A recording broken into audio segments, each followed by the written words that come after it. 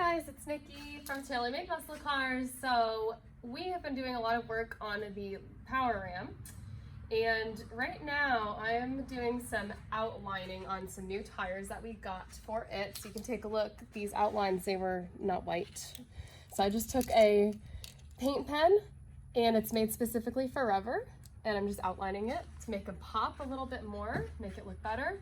So stay tuned for that. Once I'm finished with all four, we'll show you what they look like.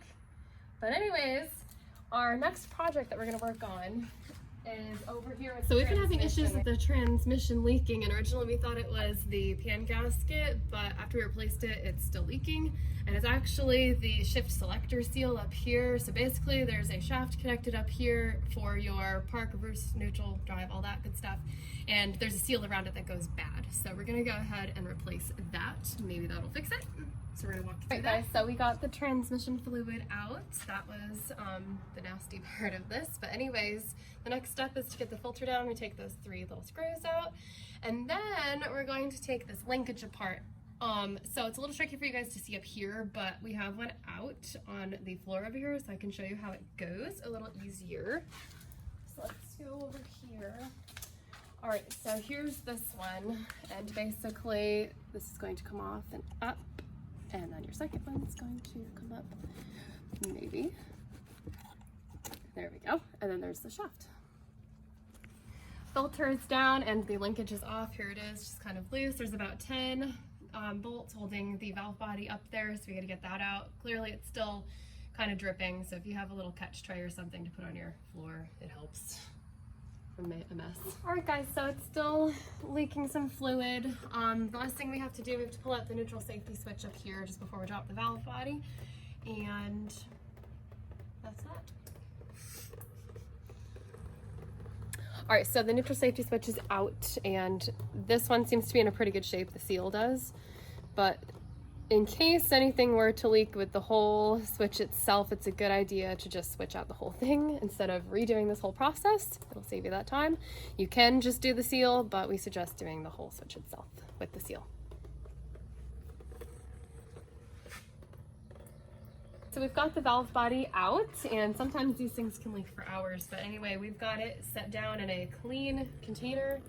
And up here, it's a little tricky to see, but that's where that shaft was, and there's still that seal in the inside. You can see that black little ring. Anyways, we're going to try to get it out of there with a screwdriver just from the bottom up to the top. That's where it comes out of, or it should come out of. All right, I'm just tapping on this little seal. There it goes. Grab it from up here on the top, and I'll let you see what it looks like. There it be. All right guys, so we got the new seal in, and it was pretty quick, about 2 minutes to do so. Anyways, we tried something new because it's a little tricky to reach up here at the top. Where is it? Up here at the top. So we took a bolt here and some washers, and we stuck it up top over here. And we had this nut out at the end, and we took the power tools and just zipped it in, and it pulled it down with the pressure, and it went right in place. Okay, so the valve body is back up, and we torqued it to 100 inch-pounds according to our specs, and we're just kind of putting the linkage back together. So we got the top one in, and now this one. It's a little tricky to see, but it goes one way with that flat side. And we also got our new switch in. We put a new seal on it. Tricky to do.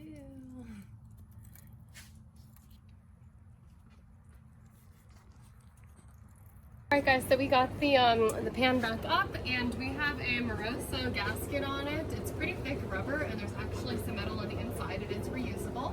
So we're going to lower the truck down, run it, and see how it goes. We got it up in the air after we put some fluids in it. We got it running, and so far so good. Nothing leaking, but driving it and getting it on the road will be the true test. So I hope you guys enjoyed and found this helpful. Please give us a thumbs up and subscribe. Catch you on the next project.